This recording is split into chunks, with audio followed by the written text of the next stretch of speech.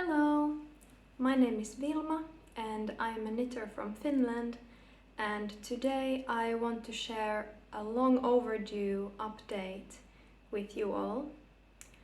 To start off with, I want to talk about what I'm wearing today, and today I'm wearing my Riddle, or Riddle, I don't really know how it's pronounced, sweater by Mary Wallen. It's from her Cumbria book, where also one of my whips is from. And mine is knit in the size small, and it's using all of the recommended colors in Mary Wallen's British Breed yarn. And if I can show it a bit more. Now, I knit mine about 2 years ago, so I think it's interesting to show and talk about how it has held up. And in short, it has held up brilliantly.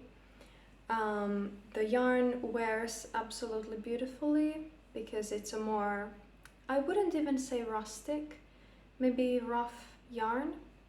Obviously it's not like a soft superwash merino yarn. And pretty much the only thing I would say is in the armpits. I don't know if you can even see anything. There's a tiny bit of felting among the seam, but I don't think it's really noticeable. It's understandable with a lot of wear. But overall I am super happy with this sweater. I think it looks really great. And this sweater uses 16 colors, I think. So very colorful, but the end result is very harmonious. So, I have been gone for a little bit and I have been doing a lot of knitting. So yes, what should I start off with? I'll start off with my columns sweater. So column sweater pattern by Thea Westerby, and I finished the body. This is the back actually. I know because there's my mistake on that one row, which is immediately recognizable. This is the body. I have knit mine in Drops Baby Merino in this light blue color, and mine is in the size 2. And I did knit this with 4mm needles like in the pattern, but my gauge is a tiny bit tighter, so I added a bit more stitches to get it as big as in the pattern. I haven't blocked it, I haven't woven in ends or anything. One thing I want to say about the ribbing and the final bind off of the body, because I'm knitting it with the finish instructions from the Line magazine, number 20 I think.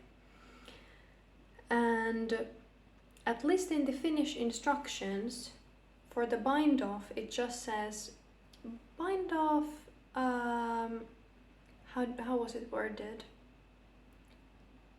Like do stretchy bind off. Yes, do a stretchy bind off. So at first I just bound it off in ribbing, but kind of loosely. Not enough. Absolutely not enough. You have to do either an Italian bind off or a tubular bind off, or something similar. I did an Italian bind off because that's the one that I'm most comfortable with, one that I have most experience on doing, and that worked out really well.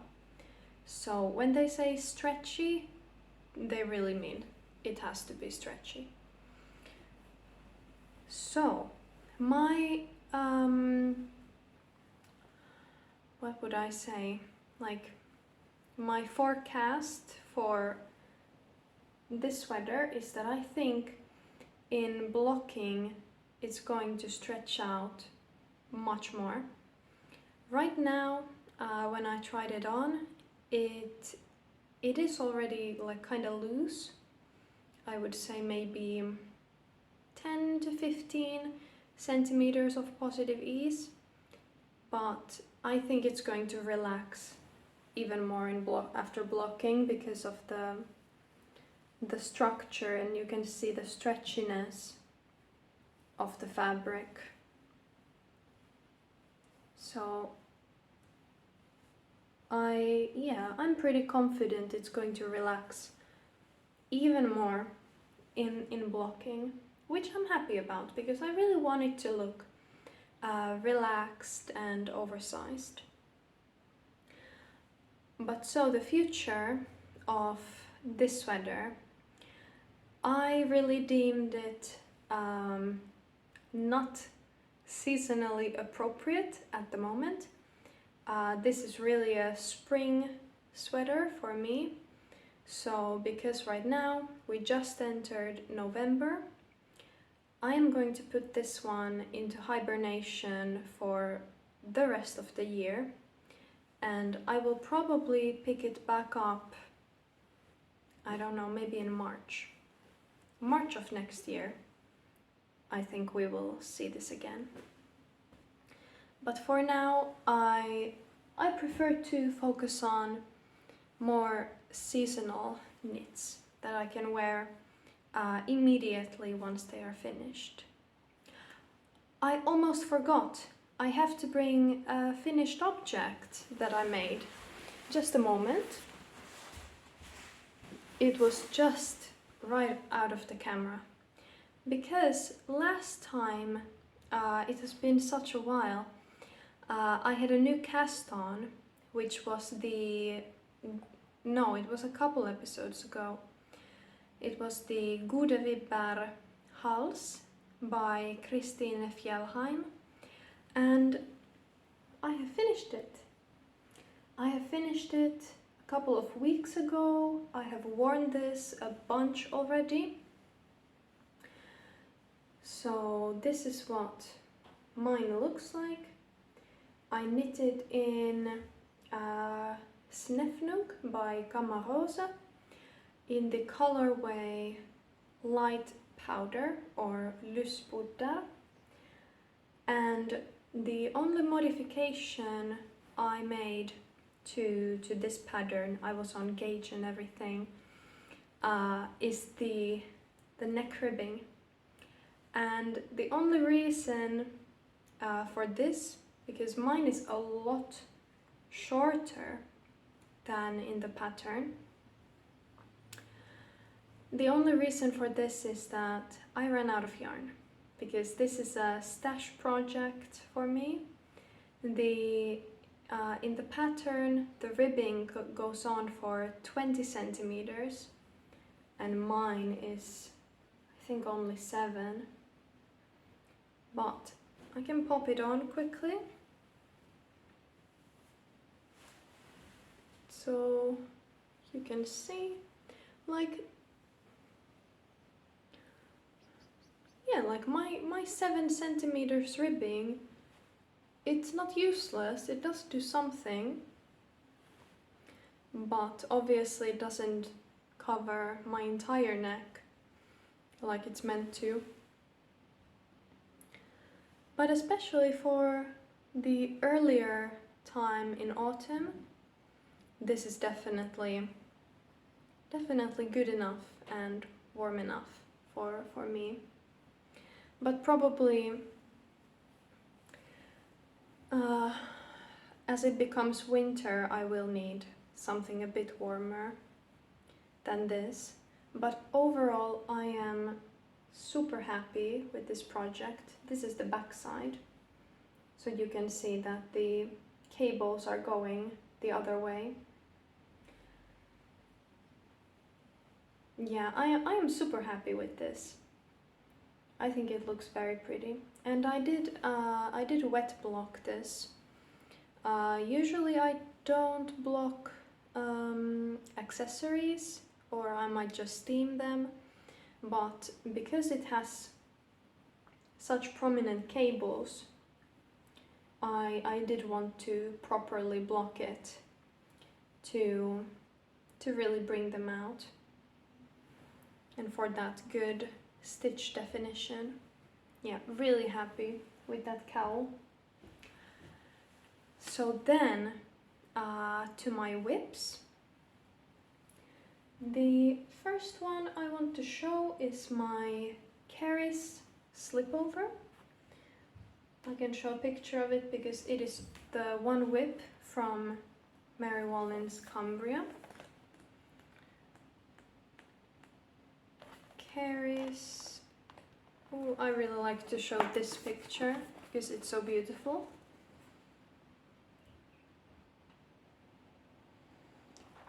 And just like Rydell that I'm wearing, Keris is also knit using the Mary Wallin's British Breeds yarn, and I am using that yarn in all of the same colors except for one, and I am also knitting this one in the size small. So with Keris I have a couple of modifications. The first one being the one color that I switched out. Yes, you can see here. So originally this color here and here on these rows is mallard, which is like a greenish blue, and I don't have it, but I had mulberry, which is this very dark purple, so I just used what I have because this is another stash project. Most of my autumn knitting projects are using up my stash. And the other thing is that for some reason I wanted to knit this slipover with these 3mm long needles. Here's the other one. And the pattern calls for 3.25mm needles, and so because I wanted these even thinner needles, my gauge is also tighter. So once again I had to add a few stitches to account for that. So this is the back piece.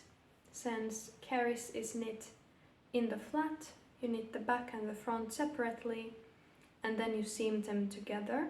So this is my back piece. I did the armhole shaping, you can see it there. And there. And then I can show the back side with all of the glorious ends that I will have to weave in at some point. I am dreading it a little bit.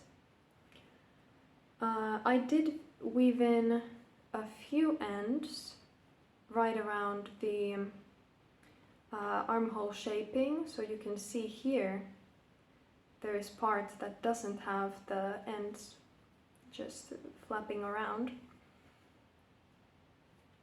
I just love the back side of stranded collar work because it looks like woven fabric. So beautiful. But yeah, I am pretty happy with how this one is coming along. Because of the armhole shaping, and because I just did the armhole shaping, and you do have to switch out the colors every couple of rows. I haven't been knitting as much on this because I can't really bring it with me when I go out, and so this is very concentrated knitting for me. But I I really do want to work on it because I can't wait to wear this. I just think it's very beautiful and it's very my style. And I do have a couple of the colors. Here just 3. I mean, this one also uses over 10 different colors. I'm pretty, yes, easy. Easily over 10. I don't remember how many exactly, but just to show that how this is also a stash project. Most of my British breeds, hanks, or actually these I think are skeins, they look like this. They are pretty flat and small, but just enough for a colorwork project like that. So that's nice. Then a very quick crochet update, because I really have been more into knitting lately than crochet. My current crochet project, which is ongoing and will continue well into the future, is inspired by this book and using this book. So a Japanese crochet book, and my inspiration is one picture from this book. It's not really a pattern, but it's just an inspiration picture here. So I want to make seat covers like that.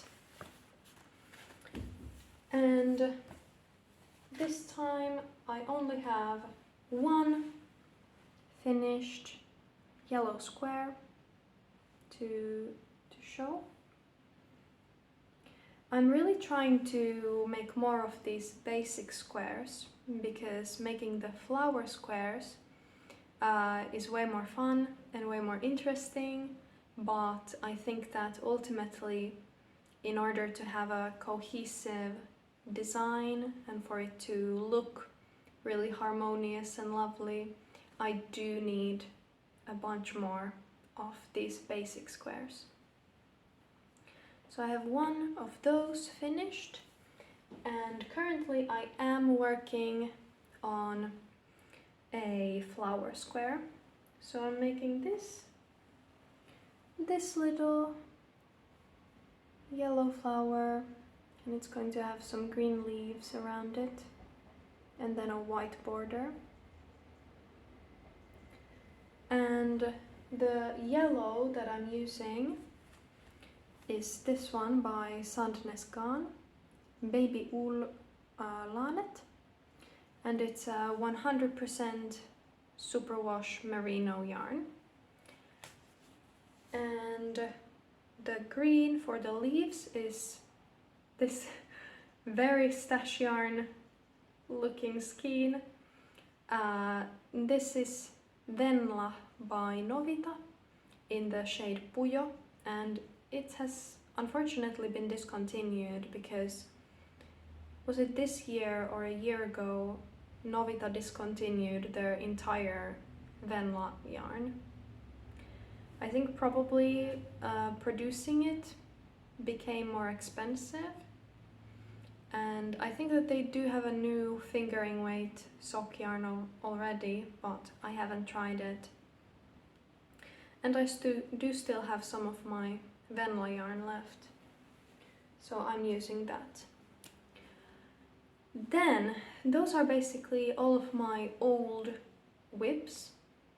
I do have one new cast on. It's not new anymore. I cast it on the 13th of October, and it is from my autumn knitting plans, and it's the Tampere sweater by Anna Strandberg. I am knitting mine in size 2, and I am using the needle size, the recommended needle size, which I think, actually let me check. What am I using here? 3mm needles. But once again, I almost never hit gauge, the designer's gauge. So this time I hit the row gauge exactly, but my stitch gauge is a bit tighter. So once again, I have to accommodate for that. And with the measurements of the size 2, I should get about 13 centimeters of positive ease, which I'm very happy about. So this sweater is knit from top down in the round. It's a very relaxing knit. Well, I can finally show you what I actually have here. So mine looks like this. This is the front, and that's the back. And I am using Jamieson and Smith, the jumper weight yarn in the shade Optical White for this, another stash yarn. And this sweater, as you can see, the main design feature is this texture that is just created with knits and pearls, which I find really relaxing, and it's easy but it's still engaging, which I really like. And it's something perfect to have alongside like a really challenging color work project. And this is another knit that I'm so sure once it's finished I'm going to get so much use out of this. This is going to be something that I want to wear every day. The only sort of weird thing, a mistake that I have made so far is that you begin knitting in the flat and then you join in the round once you have done the shaping for the neck hole.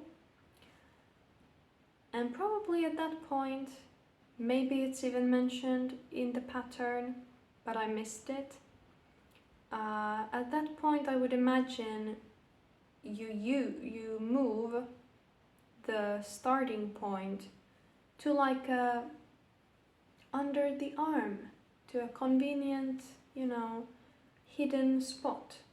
But I didn't, I never did that. So my round changes where I joined them together. So here,